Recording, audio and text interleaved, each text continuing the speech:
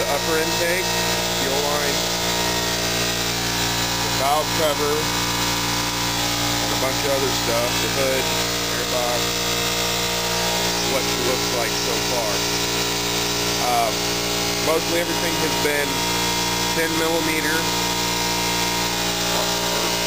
Actually, it was 8 millimeter. Most everything has been 8 millimeter, with the exception of the valve cover, 10 millimeter bolts.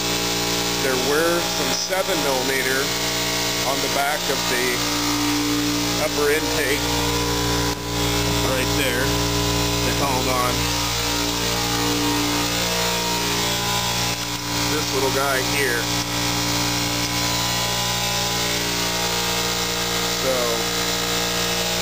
next I'm going to remove the lower intake so I can get to this wiring harness, gooseneck, and everything else in there.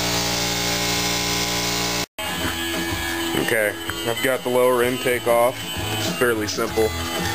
There are a few 8 millimeter bolts right there, and it just pulls right off. Here's the main wiring harness. Thinking about pulling the head, because that also makes it a little bit easier as far as maneuverability to get out. Going in is a bit trickier because the engine will be complete, but once you take everything apart, as you pull it out, you kind of know what you're going to catch on and what to look for, I guess. It's the way I always have done it. Like I said, all data says you go through the bottom, and with a lift, and if you're used to that way, that's great, I guess, but you still need an alignment. You still have to pull axles, struts. That's just way more. Everything's going smoothly though. If I do remove the head, I think I may have a little bit of problem getting around the timing chains, unless I can remove the cams and kind of cock them up. But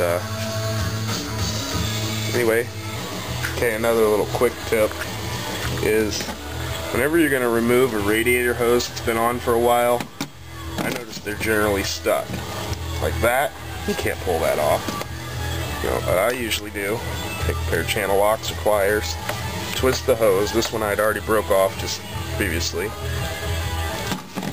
Give it a little twist, and then it should pull right off. The 97X electric lunge with Goose Classic Kiss 97X.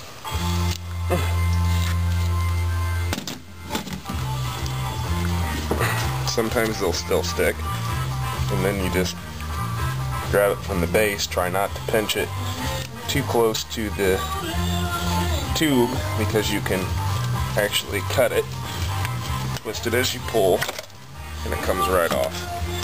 Not a problem. Okay, I got the camshafts off. They were fairly easy. All I had to do is take the caps off and kind of dip that one over a little bit. There was no tension really. I mean, there was until you moved them, and then just slid the chain off, pulled them out. Next, I'm going to remove head bolts. This is, in my opinion, not a good idea if you're going to be cheap and try to remove or reuse your head bolts, but this is easy. I'm not going to reuse these, so my impact will do great.